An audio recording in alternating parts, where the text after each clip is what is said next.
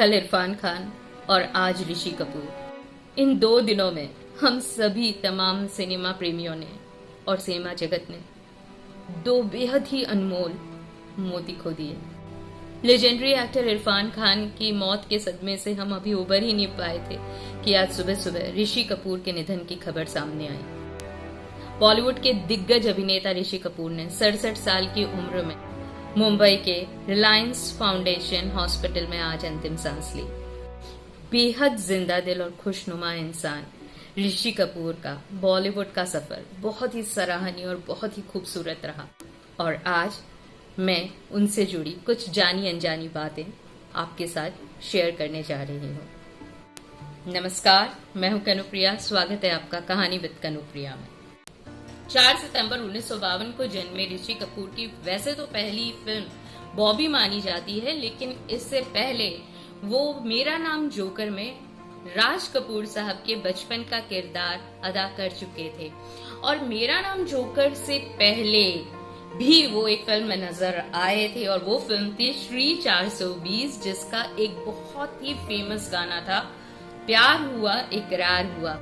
इस गाने के एक सीन में जो 3 बच्चे बारिश में सड़क पर चलते हुए नजर आते हैं, उनमें से एक सबसे छोटे जो प्यारे से बच्चे थे वो थे ऋषि कपूर। और इस छोटे से सीन को करने के लिए इस फिल्म की हीरोइन नरगिस ने उन्हें ढेर सारी चॉकलेट्स देकर तैयार किया था।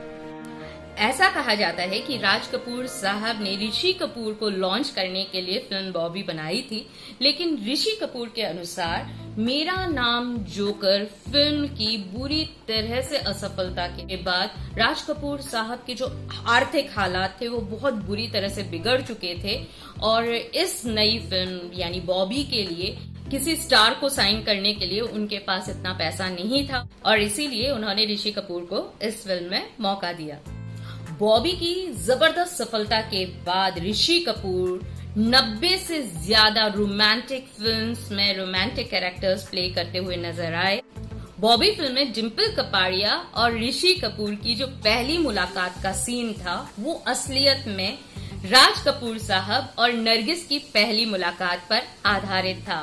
कहा जाता है कि बॉबी फिल्म की शूटिंग के दौरान ऋषि कपूर और डिम्पल कपाड़िया की जो नजदीकियां थी वो काफी बढ़ने लगी थी और पूरे सिनेमा जगत में इन दोनों के रोमांस के चर्चे काफी चर्चित थे और ऐसा भी माना जाता है कि ऋषि कपूर और डिम्पल कपाड़िया को पसंद भी करने लगे थे और वो उन्हें प्रपोज करना चाहते थे। लेकिन इसी बीच डिम्पल कपाड़िया ने राजेश खन्ना के साथ शादी करके सभी को शॉक कर दिया और इसके बाद ऋषि कपूर और नीतू सिंह की रोमांटिक जोड़ी लोगों के दिलों में राज करने लगी और इन दोनों की नजदीकियां भी बढ़ने लगी और इन्होंने ढेर सारी फिल्मों में एक साथ काम किया, जिनमें से बहुत सारी फिल्में बॉक्स ऑफिस पर काफी सफल रहीं और इसी बीच इनकी जो नजदीकियां हैं वो बढ़ी और एक दूसरे के साथ जिंदगी गुजारने का फैसला भी किया। लेकिन इस फैसले से नीतू सिंह की जो मॉम थी वो थोड़ी नाखुश थी और जब भी ऋषि कपूर और नीतू सिंह डेट पर जाते थे तो वो हमेशा नीतू सिंह के एक कजिन को उनके साथ हमेशा टैग कर देती थी, उनके साथ लगा देती थी। जब ऋषि कपूर पहली बार नीतू सिंह की फैमिली से मिलने गए शादी का प्रपोजल लेके, तब उस समय उन्हें बहुत तेज बुखार था और जब फाइनली दोनों की शादी हुई तब ढेर सारे लोग शादी में उपस्थित थे और इतनी सारी भीड़ को देखकर नीतू सिंह बेहोश हो चुकी थी और ऋषि कपूर भी चक्कर खाकर गिर गए थे। लेकिन फाइनली इन दोनों की शादी हो गई। ऋषि कपूर और नीतू सिंह की जो पहली फिल्म थी एक साथ वो थी जहरीला इंसान। ऋषि कपूर ने बॉलीवुड के साथ हॉलीवुड फिल्म्स में भी काम किया।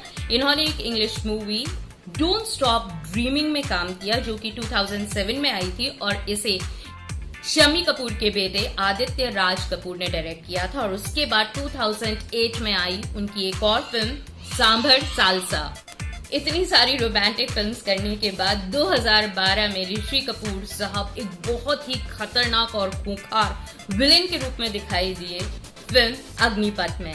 दिवंगत अभिनेत्री दिव्या भारती के साथ ऋषि कपूर ने एक फिल्म की थी दीवाना, जिसमें शाहरुख खान भी थे और इस फिल्म का एक बहुत ही फेमस गाना था ऐसी दीवानगी, जो कि ऋषि कपूर ने फिल्म के जो डायरेक्टर और प्रोड्यूसर थे उन्हें बहुत बार इंसिस्ट किया था कि ये गाना उनके ऊपर पिक्चराइज किया जाए, लेकिन फिल्म में ये गाना शाहरुख खान और दिव्या भारती पर पिक्चराइज किया गया था।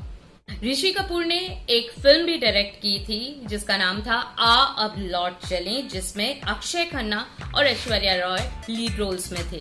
आजकल के अभिनेता हॉट दिखने के लिए बॉडी बिल्डिंग करते हैं, लेकिन हमारे ऋषि कपूर साहब जो हैं हॉट दिखने के लिए एक से एक बेहतरीन स्वेटर्स पहना करते थे और इनके जो स्वेटर्स थे वो बहुत बहुत बहुत पॉपुलर थे, उन्हें लोग बहुत ज्यादा पसंद करते हैं।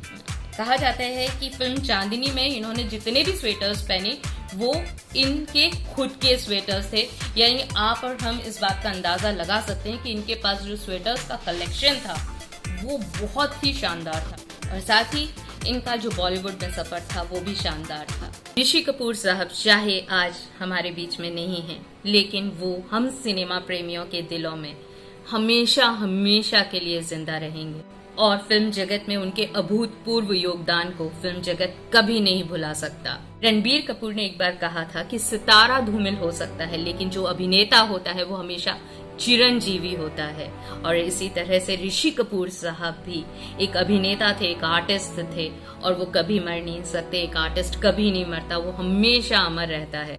हमारे प्रधानमंत्री मोदी जी ने उन्हें टैलेंट का पावर हाउस कहा था, और ये जगमग सितारा हमेशा हमारे दिलों में जगमगाता रहेगा। A big salute to Rishi Kapoor and his journey. May his soul rest in peace. Om Shanti.